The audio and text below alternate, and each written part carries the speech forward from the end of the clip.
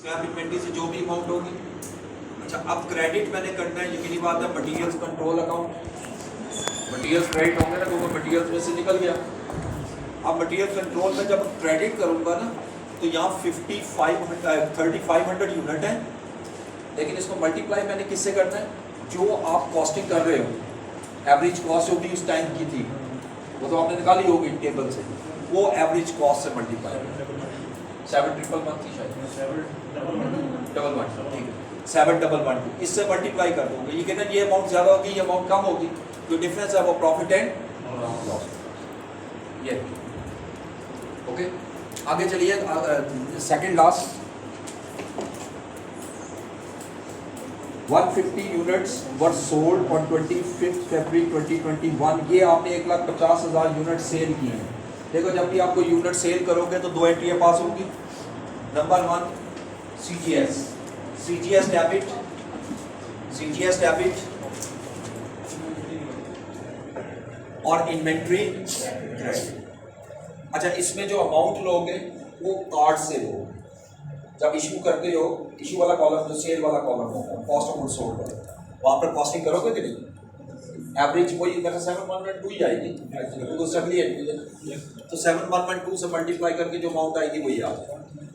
हाँ, दूसरी अमाउंट, दूसरी एंट्री साथ ही आपने करनी है, डेबिट अकाउंट रिसीवेबल, ये फाइनेंशियल वैल्यू एंट्री है, क्रेडिट सेल्स, और ये सेल्स प्राइस है। 7,112 नहीं है,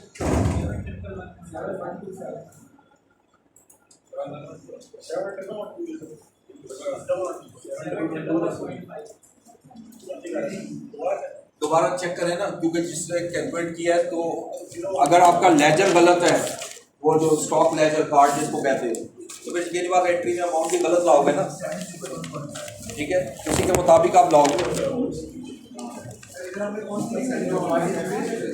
एवरेज, अब मैं कार्ड देख लेता हूँ, सोल्यूशन दिया हुआ अगले पेज में, देखो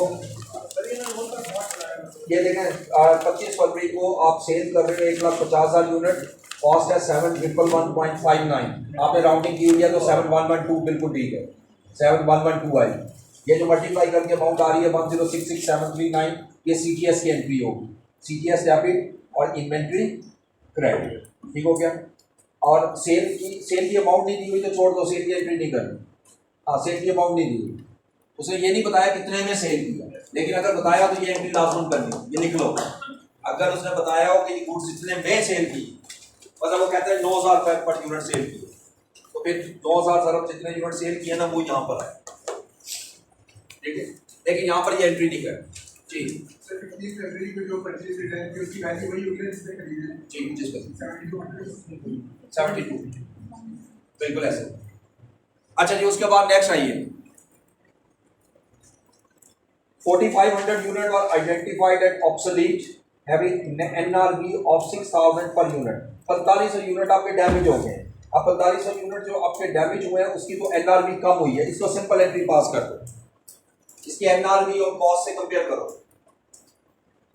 ठीक है। कॉस्ट कितनी है, इससे पहले क्या है जरा लेजर में देख के बताएं, इस एंट्री से पहले कॉस्ट क्या आ रही है, 7,112, कॉस्ट पर यूनिट 7,112, NRV कितनी दी हुई है क्वेश्चन में, 6,000, कितनी वैल्यू कम हो रही है, हमें लेना होता है ना लोअर ऑफ कॉस्ट और NRV, तो जो कोई कॉस्ट पे रिकॉर्ड हुई है मैं इसको NRV पे लाना चाहता हूँ, कितने से कम हुई, 1,112 मल्टीप्लाई 4,500, ये जो अमाउंट आएगी इसको सिंपल आप डेबिट कर सकते हो CGS को भी, क्योंकि ये इन्वेंट्री की वैल्यू कम हो रही है, और इसको प्रॉफिट एंड लॉस को, और क्रेडिट करोगे इन्वेंट्री।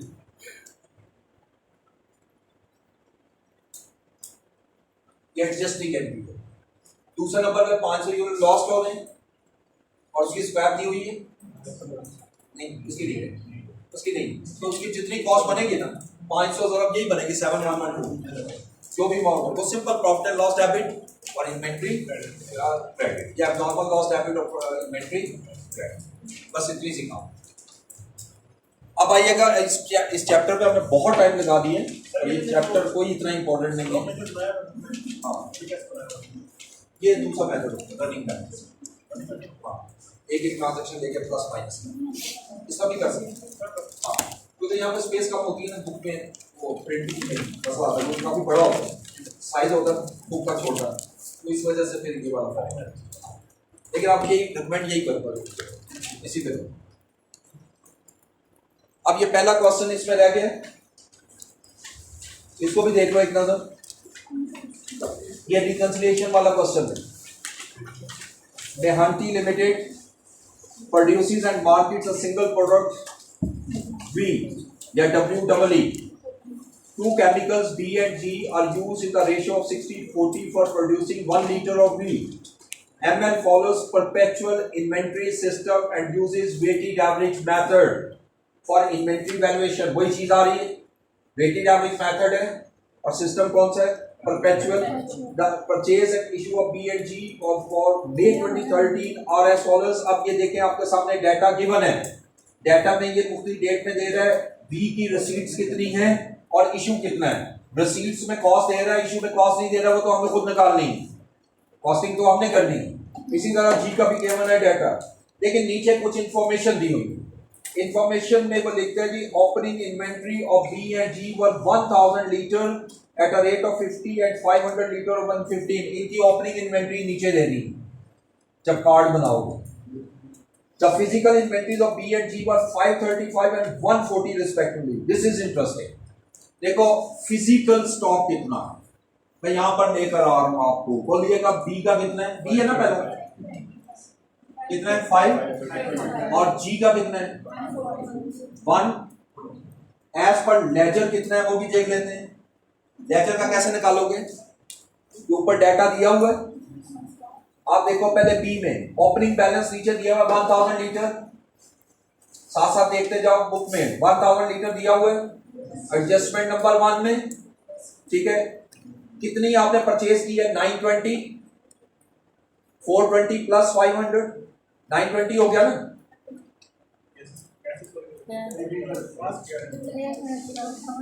अल्लाह के बंदों, बड़ी सिंपल सी बात है। ओपनिंग इन्वेंट्री कितनी है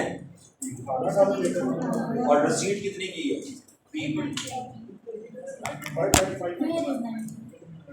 कहां से देख रहे हो, ऊपर लेकर दिया हुआ देखो ना, किसी को 920 ये ओपनिंग इसलिए उठाया नीचे से ड्यूरिंग द ईयर ट्रांजैक्शन, ऊपर लेजर में दी हुई है 920, कितना हो गया 1920, ठीक हो गया। कैलकुलेटर के मुताबिक लेस करो बाकी अमाउंट जो इशू की है, कितनी इशू की है। कॉस्टिंग में हर चीज लिखूंगा नहीं मैं, आप लोगों का दिमाग चलाना, मैं हर चीज लिखूंगा फायदा कोई नहीं। सोचो जो मैं बोल रहा हूं उसको फॉलो करो। क्या किया मैंने, opening stock add receipts less issue, तो क्लोजिंग स्टॉक आना चाहिए कि नहीं, तो कितना आ रहा है लेजर के मुताबिक 300। आई समझ अपनी बात या नहीं।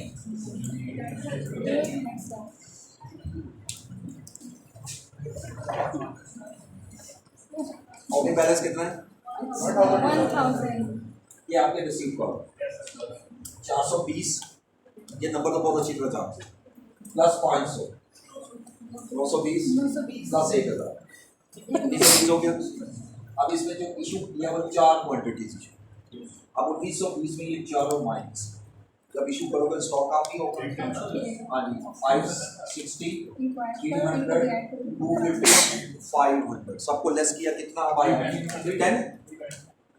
मैं सिर्फ एक बात पे लाना चाहता हूँ क्वेश्चन पढ़ने से, मैंने एक कैलकुलेट किया दूसरा भी कैलकुलेट किया, लेकिन एक बड़ा चीज़ क्लियर नजर आ रही है कि बी का जो फिजिकल स्टॉक पड़ा हो वो 535 और जो लेजर में है वो कितना है 3 और ये टैली।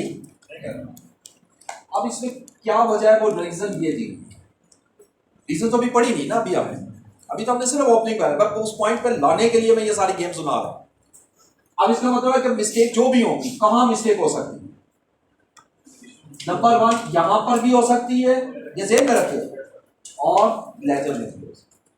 ये जरूरी नहीं है कि सिर्फ एरर ही है वहां पे, एरर यहाँ पर, ठीक है। तो मुझे इनको कैसे प्रोडक्ट करना है, रिकंसिलिएशन का question, this question can be solved in 2 different ways, ठीक है। इसमें ये जरूरी नहीं है कि इसी मैथड से, पहले मैं ये कर देता हूँ सब समझा दूंगा, वो मुश्किल नहीं।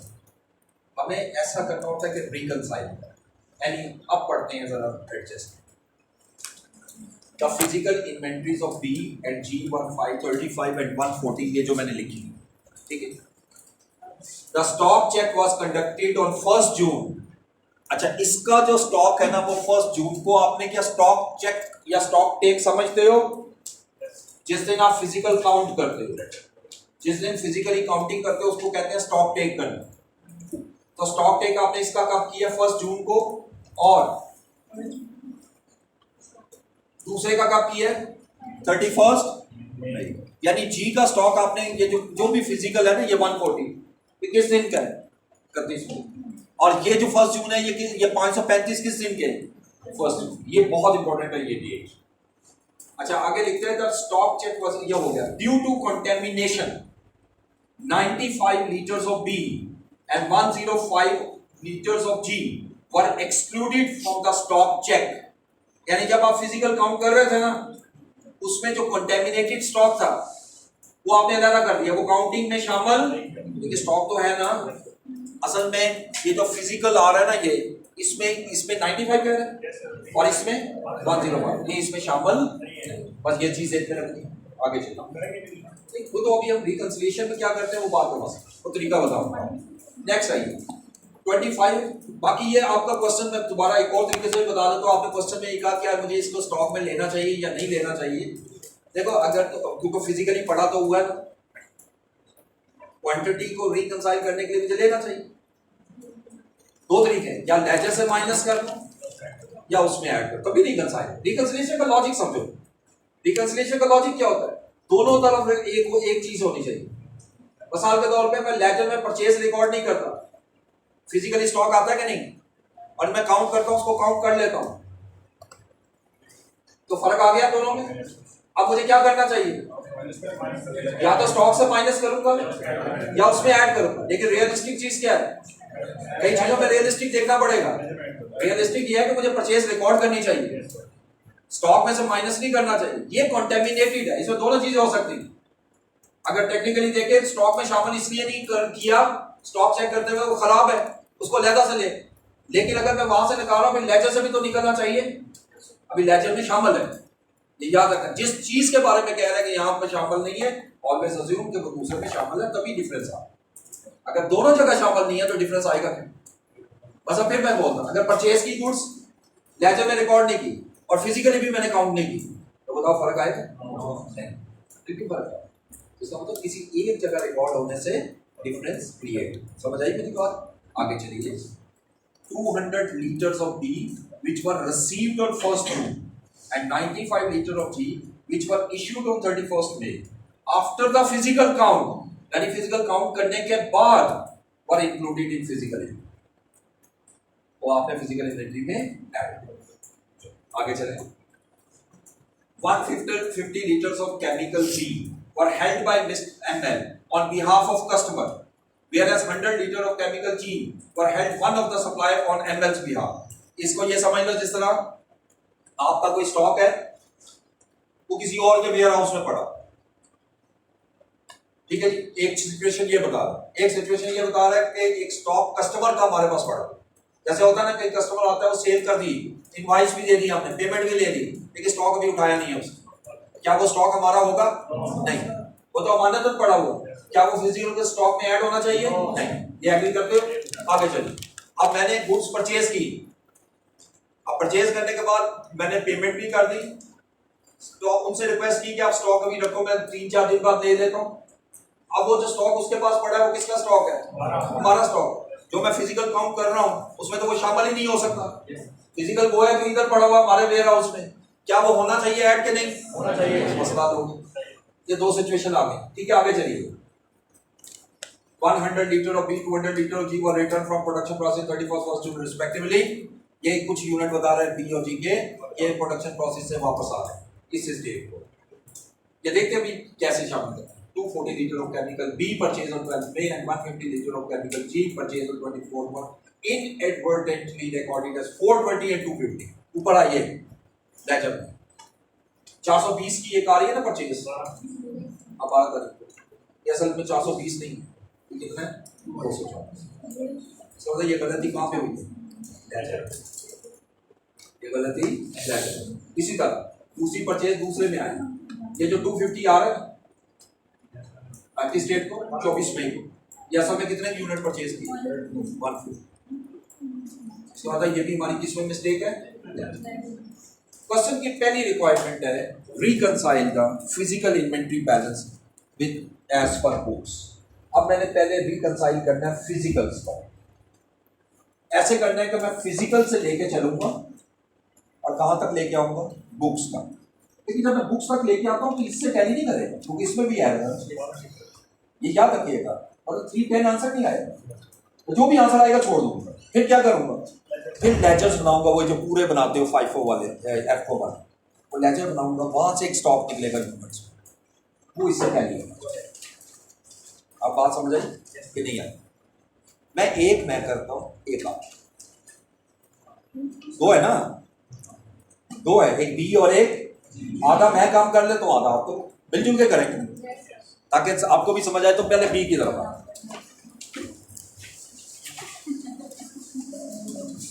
अच्छा जी, कितना सब फिजिकल है ना? फिजिकल स्टॉक इस वक्त मैं कर रहा हूं जी बी का। कितना है जी बी का फिजिकल स्टॉक? ये लिखा हुआ है मैंने 535, और ये केजी है, क्या है? मैं इसको ऊपर लीटर दूं। मैंने सिर्फ बी वाली ट्रांजैक्शन उठा ली। आइएगा ऊपर ट्रांजैक्शन नंबर 3 से शुरू हो गया। Due to contamination 9500 liters of B and 105 liters of G were excluded from stock check. Their NRV were valued at 20 million. ठीक है। अच्छा देखो, टेक्निकली मैंने आपको क्या बताया था? मैं सिर्फ बी की बात करूँ। 95 लीटर जो है वो डैमेज है, हमने फिजिकल स्टॉक में ऐड दो सूरत नहीं। एक सूरत यह है कि फिजिकल स्टॉक में ऐड करूँ, दूसरा यह है कि लेजर में से। अभी हम ये दो क्वेश्चन किए, एग्जांपल 2 और 3, जिसकी एनआरवी कम होती है, हम लेजर में से माइनस नहीं करते, से अमाउंट एडजस्ट करते हैं, यूनिट कम नहीं करते। याद रखिए, यूनिट उतने ही रहते हैं। क्यों? यूनिट तो मौजूद, लेकिन उसकी एनआरवी, इसलिए इसका मतलब है कि फिजिकल काउंट किए नहीं है, ये फिजिकल में आने चाहिए। क्यों? ये स्टॉक है, इसको ऐड कर, मैं ऐड करूंगा कॉन्टेमिनेटेड स्टॉक।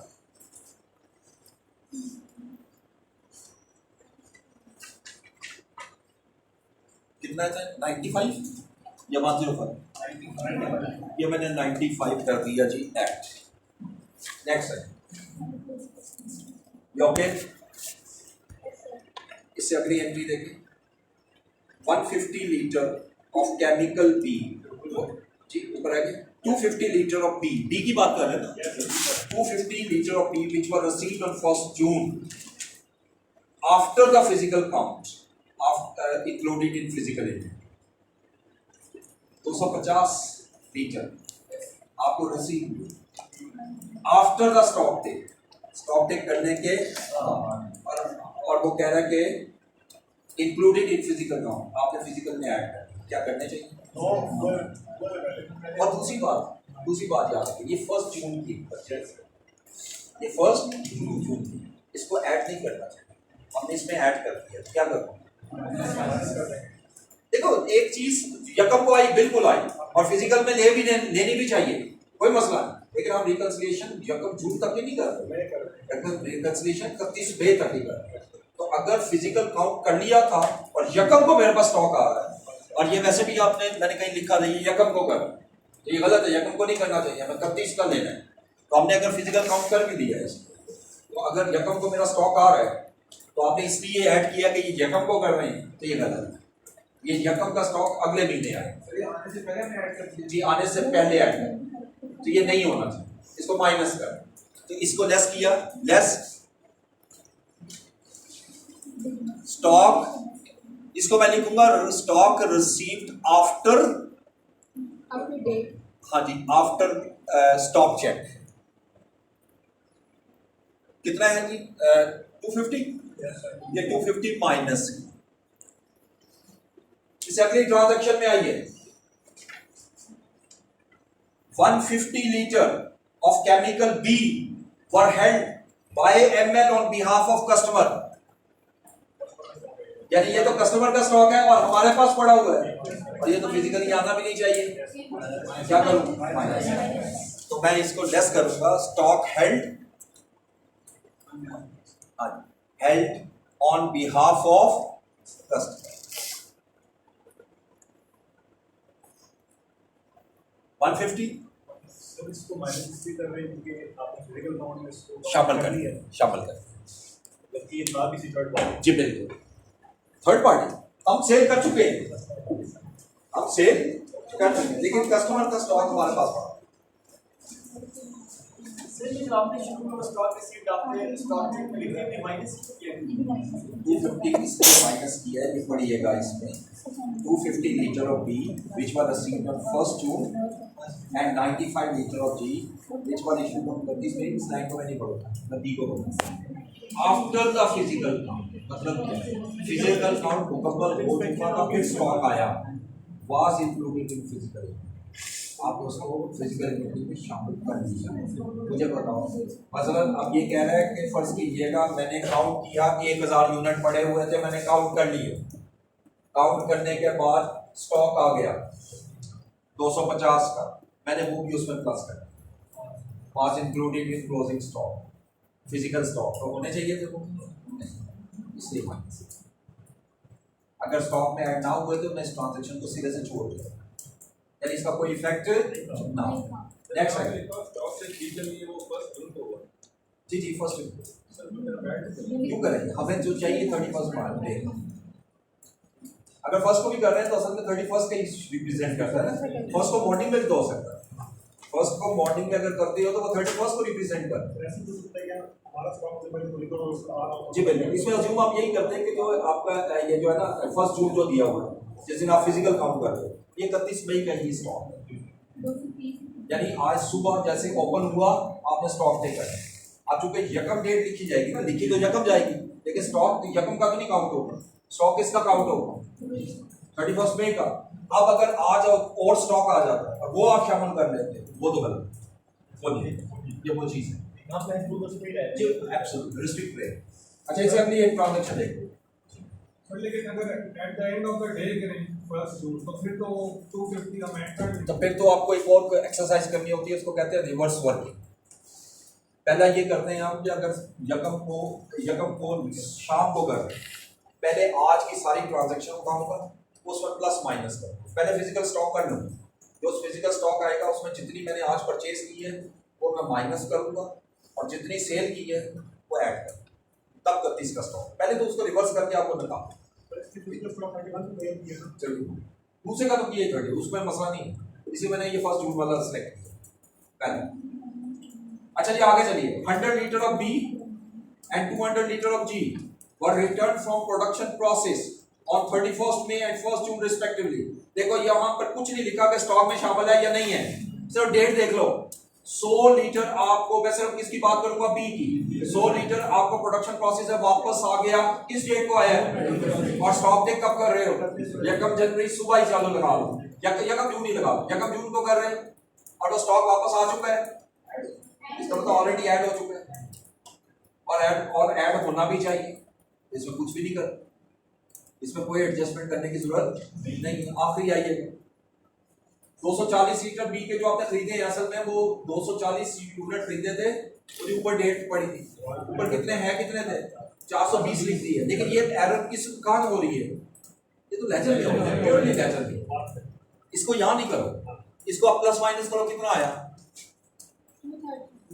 200 ये लिखूंगा यहां पर stock as per ledger, stock as per ledger. अब इसके बाद आपने इसका स्टॉक लेजर कार्ड बनाना, स्टॉक लेजर कार्ड इस तरह बनाना है जिस तरह नॉर्मल बनाते हैं।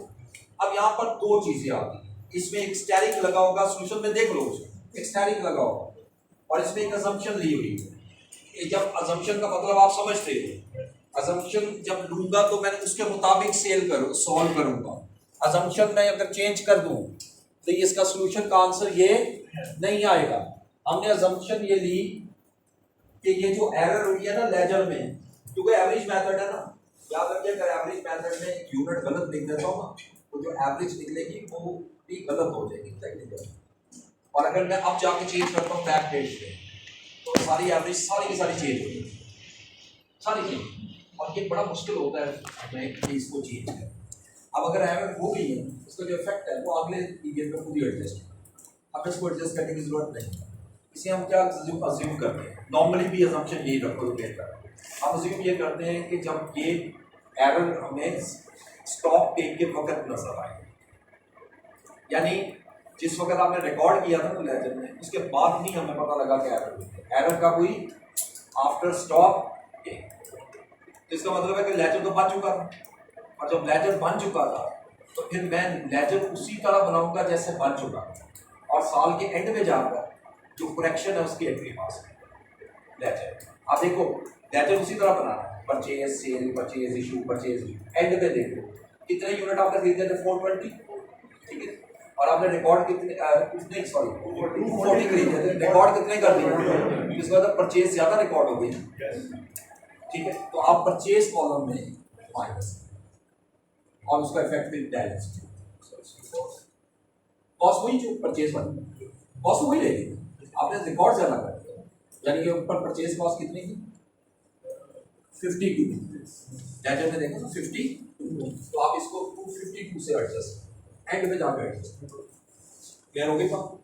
बस इतना सा काम करना होगा, एंड पे जाकर आप एडजस्टमेंट कर दोगे। अभी बता दो हम परचेज रिटर्न रिकॉर्ड करोगे, रिसीट काउंट, ये जो कॉलम बनाते हो ना रिसीट वाला कॉलम परचेज आती है ना, आपने जब लेजर बना रहे हो ना तो यहाँ 420 की परचेज आ रही है एक जगह, कितनी अमाउंट है 52, अमाउंट नहीं लिख रहा, रेट लिखोगे। अब ये लेजर पूरा बना लोगे, जब ये आंसर जो भी आएगा वो यकीनन इससे टैली नहीं करेगा, अभी क्यों नहीं करेगा क्योंकि अभी तो एरर मौजूद है। अब मैं एरर को यहाँ पर रेक्टिफाई करूँ, यह असल में 240 है, मैं क्या करूँ 180 माइनस करूँ, 180 माइनस करूँगा, रेट क्या लगेगा। अब जब बैलेंस में आऊँगा ना तो बैलेंस में से 180 यूनिट माइनस हो, जब यूनिट माइनस हो गया 52 के हिसाब से तो फिर रेट चेंज हो, रेट चेंज एवरेज है, जब रेट जो भी होगा वो इन्वेंट्री होगी, और अप टू 30 यूनिट की एक्सैक्टली ये समझ आई। अब लेजर पूरा तो मैं इसलिए बना रहा, टाइम लेगा तो इजी बना लो, अब बना भी हो कोई तरह मुश्किल काम नहीं, तरह आपने एडजस्टमेंट बता दी, कोई तरह मसला नहीं, मैंने मसला हल कर दिया आपका, कोई मसला है, ठीक है। बी पार्ट इसका जो है वो भी देख लो, बी पार्ट में कहता है कि आप इसका ना वो बनाओ value of inventory, value of closing. अच्छा आप मुझे बताओ कि कितने यूनिट है एज पर लेजर जो रिकनसाइल्ड है, जब बनाओगे रिकनसाइल्ड, अब इन 230 में 95 कंटेमिनेटेड है, बिल्कुल है, तो मैं क्या करूंगा गुड, इसको दो हिस्सों में डिवाइड करूंगा, गुड यूनिट्स कितने हैं और कंटेमिनेटेड कितने हैं। अगर 230 टोटल है, 95 कंटेमिनेटेड है, 135 गुड हुए, जो गुड यूनिट है ना उसकी एनआरवी हमेशा ज्यादा होती है और कॉस्ट कम, इसको तो मल्टीप्लाई करोगे कॉस्ट से, जो भी कॉस्ट आपकी वेटेड एवरेज निकलेगी ना लेजर के थ्रू, वहां से लास्ट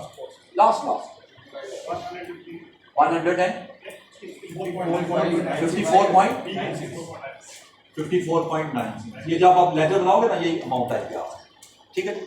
अच्छा जब कंटेमिनेटेड स्टॉक में आता इसकी कॉस्ट भी 54 पॉइंट, लेकिन क्वेश्चन में देखो ये कितने में सेल हो सकता है, इसकी एनआरवी दी होगी बिल्कुल आखिरी पॉइंट में शायद दी होगी 20, तो रूल क्या लगाओगे लोअर ऑफ कॉस्ट और कौन सा कम है एनआरवी कम हो, इसकी हमेशा एनआरवी कम हो, और इसकी एनआरवी कितनी 20। अब इसको मल्टीप्लाई करोगे 54.96 से, इसको मल्टीप्लाई करोगे 20 से, ये वैल्यू हमेशा नहीं होगा कि एनआरवी कम होगी, किसको कंटेमिनेटेड हमेशा, फिर भी चेक कर लेना, समझ ना तो कुछ भी कर सकते हैं, प्रैक्टिकली बात करते हो तो मैं भी करता हूँ, बट क्वेश्चन में दोनों हो सकते, तो कॉस्ट को भी कम कर सकते हैं। ये चैप्टर तो बस इसको हमने इतना टाइम ऐसे दिया, असल चैप्टर जो है ना वो क्वेश्चंस,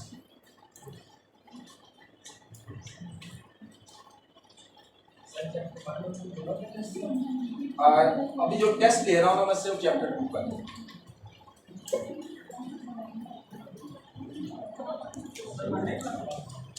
मंडे को नहीं है, वेडनेसडे को है, वेडनेसडे को है, ठीक है। और क्वेश्चन पास पेपर का ही मैंने लिया, लेकिन उसमें चेंजेस कर दी, काफी चेंजेस अमेंडमेंट करके निकाला, ठीक है। ये ध्यान में रखिएगा, क्वेश्चन मैंने उठाया और इसके अंदर ट्रिमिंग की, नए आइडियाज ऐड किए, कुछ डिलीट किए और नया क्वेश्चन बना दिया। इसको हम कहते हैं fresh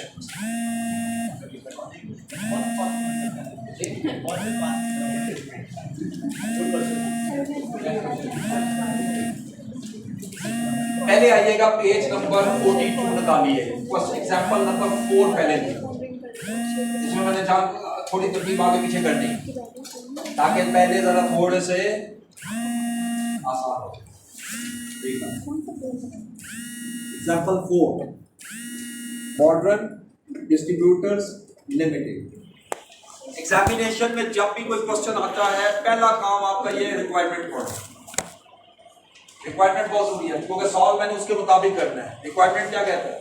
compute the amount of saving that can be achieve if MTL adopts a policy of basic order based on economic order। वो ये कह रहा है अगर MTL company economic order quantity model को अप्लाई करती है EOQ, तो बताइए कि कितनी एनुअल और इन्वेंटरी कॉस्ट सेव हो। इसका मतलब इस वक्त हम EOQ मॉडल यूज नहीं कर रहे, ऑब्वियसली नहीं कर रहे, और अब करेंगे तो कितनी सेविंग। ये तो डिसाइडेड है कि EOQ वो है जहां कॉस्ट है, इसके अलावा जो आप परचेज कर रहे हो उसमें कॉस्ट हमेशा ज्यादा हो, तो दोनों कॉस्ट का डिफरेंस होगा तो आंसर आ जाएगा। तो इसमें EOQ तो पहले निकालना पड़ेगा ना। आइए question, MTL is a distributor of Caltin which is used in various industries and its demand is evenly distributed throughout the year.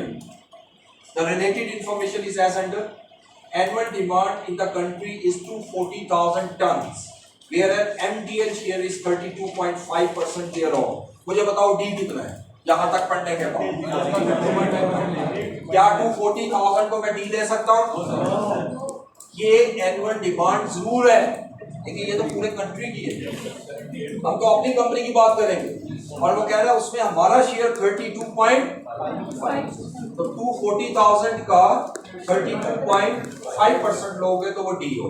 लेकिन हो सकता है डी में और भी चीजें आए, अभी तक मैं कह रहा हूँ ये स्टेटमेंट जो पढ़ी है उसके मुताबिक 78 आ रहा है, अभी तक डी 78 हो सकता है 78 ही रहे, लेकिन अगली स्टेटमेंट एक और आए जो उसको इफेक्ट कर दे, ये आगे की बात है, ठीक है। Next, average sale price is 22,125 per ton, whereas profit margin is 25% of cost, यानी 22,125 रुपए में आप सेल कर रहे हो पर टन और जिस पे 25% मार्जिन ले रहे हो। यहां से कॉस्ट निकाल सकता हूं, मुझे परचेस कॉस्ट चाहिए ना, परचेस कॉस्ट चाहिए, मैं निकाल सकता हूं। क्या हो गया, आगे चलो। Annual variable cost associated with purchasing department are expected to be 4,200 to 4,000। फंस गया यहाँ आके बुरी तरह ड्यूरिंग द ईयर। क्या वो कहता है जी? Annual variable cost, annual variable cost associated with purchasing department, ठीक हो गया? ये सीओ है या नहीं? परचेज डिपार्टमेंट की हर कॉस्ट सीओ नहीं होगी, मैंने पहले भी बताया था।